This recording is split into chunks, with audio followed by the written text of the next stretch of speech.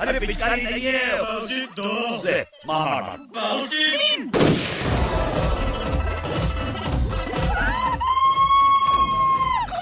तुमने मुझे किडनैप किया है। किडनैप तुमने मुझे किया है और सब लोग लग रहा है कि मैंने तुम्हें किडनैप किया है। अब ये कैसी किडनैपिंग हुई?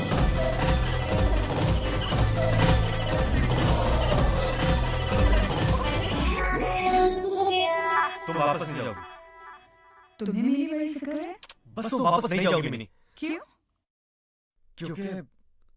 क्योंकि अब हम अच्छे दोस्त बन गए हैं या बहुत अच्छे दोस्त बन गए हैं? बहुत अच्छे दोस्त बन गए हैं। मैं तुम्हारे साथ चलूं?